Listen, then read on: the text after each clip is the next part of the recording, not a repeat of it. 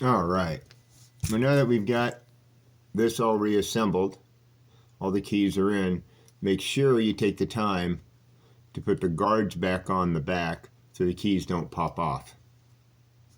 So the next thing we're going to do is show you how to polish up all the metal, all the painted areas, or japanned areas, or powder coated areas. And again, we're just using cleaner wax.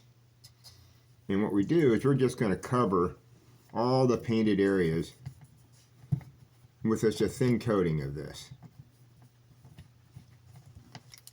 So you can see.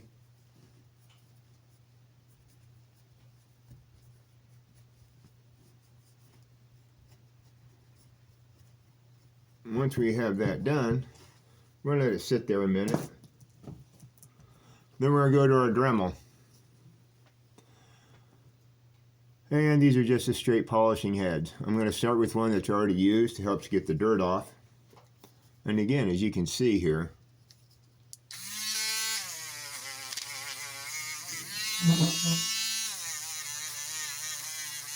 try to get in close so you can see what it's doing. Nice light touch.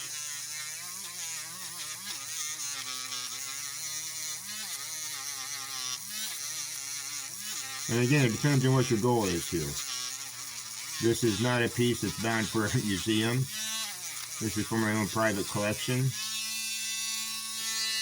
It does have some chipping on the paint, so I'm not too worried about it being perfect. But you can see it doesn't take much. And it brings it right back to life.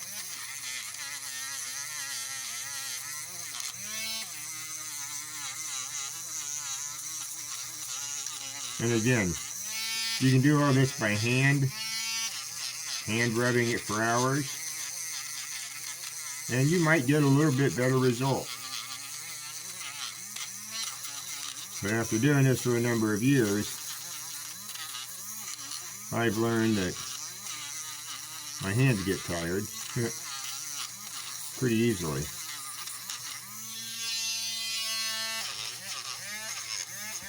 So then once I have the bulk of it off, getting into the little crevices, right around the edge of the bolts and stuff, maybe pull the head down, the wheel down so you can get in there around those nuts, make it look nice. Do the inside if you want to.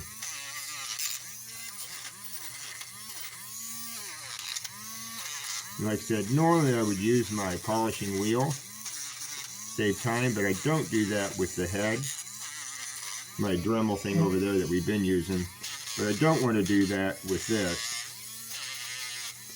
because there's so many little screws and pieces that it could hit and cause a problem. So once I have the bulk of it done, I'm just going to go back to my nice soft old t-shirt. Again, being careful not to snag any of the screws or nuts or anything, any of the springs.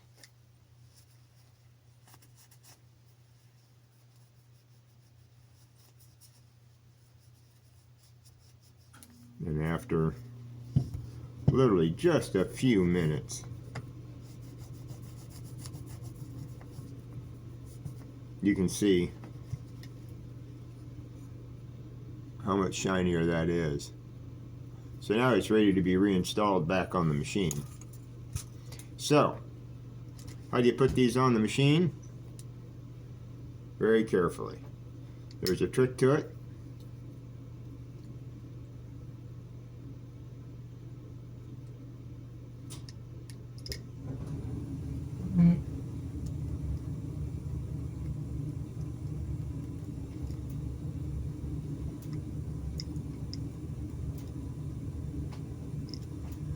So what I'm going to do is there is a great description in the files above on how to put the head on that the admin guys put up there.